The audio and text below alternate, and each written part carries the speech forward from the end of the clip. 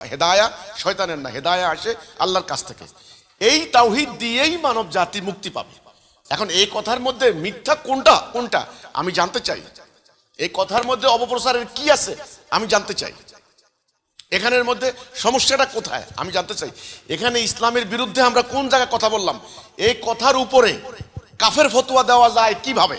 সাধারণভাবে সাধারণ মানুষকে এই কথাটা বলবেন যে হিজবুত তাওহীদ গ্রহণ না করলে কারো মুক্তি নেই। এটা সাধারণ মানুষ ফার্স্ট চান্সে একেবারে প্রথম ব্যাপারটা বুঝবে না, কি বলে রে, হ্যাঁ হিজবুত তাওহীদ গ্রহণ না করলে মুক্তি নেই। তারপরে দেখেন যতই অপপ্রচার করে, সুতরাং আল্লাহ সমস্ত মানব জাতির উদ্ধারকর্তা হিসেবে হিজবুত তাওহীদকে মনোনীত করেছেন। মানব জাতিকে এই অবস্থা থেকে উদ্ধার করার সমাধান আল্লাহ হিজবুত তাওহীদের কাছেই দিয়েছেন। তাই এই মহাসত্যকে যারা গ্রহণ করবে না তারা মুক্তির উপায় নেই। আচ্ছা আসেন পুরো পৃষ্ঠাটা পড়েন, পুরো পৃষ্ঠাটা পড়েন এবং পুরো বইটা পড়েন। এই জাতির পায়ে লুটিয়ে পড়বে বিশ্ব। পুরো বই থেকে এই পৃষ্ঠাটা তারা ফটোকপি করে দিয়েছে। আর হ্যান্ডবিলের মধ্যে তারা কি করলো, উপরে টুকে। এখন আমরা কি বলেছি, আমরা যতই অপপ্রচার করা হোক, আল্লাহ সমস্ত মানব জাতির উদ্ধারকর্তা হিসেবে হিজবুত তাওহীদকে মনোনীত করেছেন। মানব জাতিকে এই অবস্থা থেকে উদ্ধার করার সমাধান আল্লাহ হিজবুত তাওহীদের কাছে দিয়েছেন। আচ্ছা এই জায়গার মধ্যে মিথ্যা কথাটা কি হইলো আমি জানতে চাই। এটা অপপ্রচারের কি হইলো, এটা মিথ্যার কি হইলো? আমি যদি বলি যে আমাদের বক্তব্যের মধ্যে এমন বক্তব্য, এমন কথা, আমরা তো কোরআনের কথা বলতে দাঁড়িয়েছি, হাদিসের কথা বলতে দাঁড়িয়েছি, তাহলে মানব জাতিকে উদ্ধারের যেই আপনার হলো প্রস্তাবনা, মানব জাতির মুক্তির প্রস্তাবনা আল্লাহ হিজবুত তাওহীদের কাছে দান করেছেন। এই দাবিটা কি আমাদের নিছক দাবি? এ তো আমাদের নিছক দাবি না, এই সপক্ষে আমরা আমাদের বক্তব্য দিয়েছি।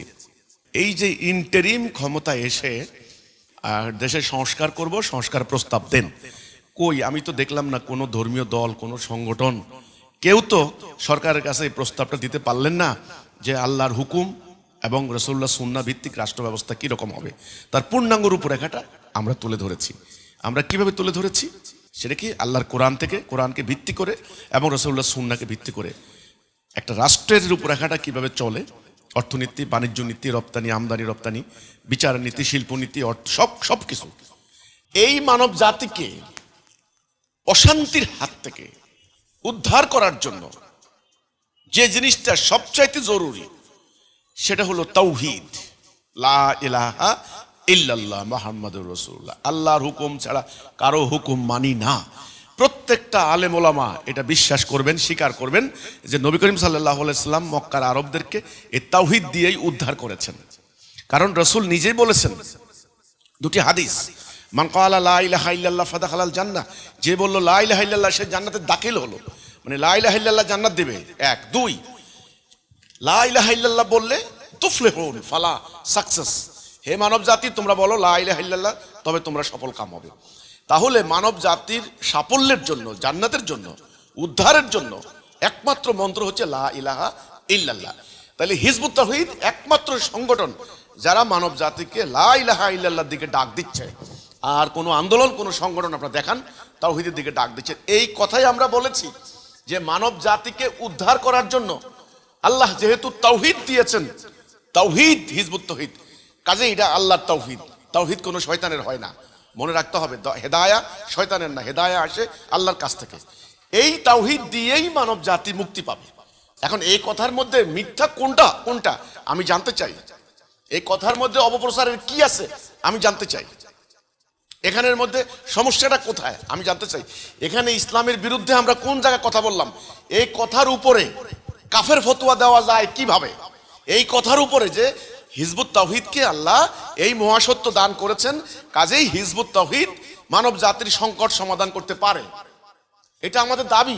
এখন এই কথাটার উপরে আমাকে কাফের ফতোয়া দেওয়া যায় কিভাবে আমি জানতে চাই। ধর্মকে ধ্বংস করে দিছি কোনভাবে আমি জানতে চাই। আমরা একটা কথা মিথ্যা কথা বলি নেই। 2 নম্বর পয়েন্ট আশা করি পরিষ্কার বুঝতে পারলেন। জানি এখানে আপনাদের একটা অহংকার কাজ করে, আপনারা বলেন যে এত বড় কথা, হিজবুত তাওহীদের ইমামকে আল্লাহ মনোনীত করছেন, তাহলে আমরা মাদ্রাসা পড়ে এত এত এলেম নিলাম, আমরা তাহলে কিছুই না। আপনারা কিছুই না, আপনাদেরকে কে বলেছে? আপনারাও দাবি করেন যে আপনারা আল্লাহর মনোনীত, আপনারা সত্য, আপনাদের কথা শুনলে মানুষ মুক্তি পাবে। আপনারা দাবি করেন, অসুবিধা নাই তো, তাই না? আপনারা দাবি করেন। ফাইনালি আখেরে প্রমাণ হবে কোনটা আল্লাহর মনোনীত, সেটা আল্লাহ প্রমাণ করবেন। কাজে আমি দাবি করি বলেই আমি কাফের হয়ে গেলাম, এটা তো কোনো ঠিক নয়, এটা তো মিথ্যা কথা। এখন আপনারা বলেন যে কি এত বড় কথা, হিজবুত তৌহিদ আল্লাহর মনোনীত, আমরা কিছুই না। না, আমরা অনেক কিছুই। আপনারাও এই কথাটা বলেন যে আপনারা আল্লাহর মনোনীত। আল্লাহর মনোনীত না হলে আপনারা মানুষদেরকে জান্নাতের কথা বলতে পারেন না, এটা আপনাদের নৈতিক কোনো রাইটস নাই। কারণ যে লোকটা নিজে অন্ধ সে আরেকজনকে পথ দেখাইতে পারে না, আর যে নিজে খোঁড়া সে আরেকজনকে নিয়ে হাঁটতে পারে না। কাজে যে অন্ধ সে আরেকজনকে পথ দেখাইতে পারে না, সেই পথ দেখা যে দৃষ্টিবান। কাজে আপনি যদি আল্লাহর মনোনীত না হন, এই কনফিডেন্স যদি আপনার না থাকে, এই সত্যায়ন যদি আপনার না থাকে, তাহলে আপনি মানুষদেরকে জান্নাতের দিকে দিশা দিতে পারেন না, জান্নাতের কথা বলতে পারেন না। কাজে আমার কথা হলো, এই কথা দাবির মধ্য দিয়ে আমরা কোনো অন্যায় করি নেই, আমরা কোনো ভুল কিছু বলি নেই। আমাদের বিরুদ্ধে অনর্থক মিথ্যাচার করার জন্য তাদেরকে আমরা বন্ধ করার জন্য আমি বলবো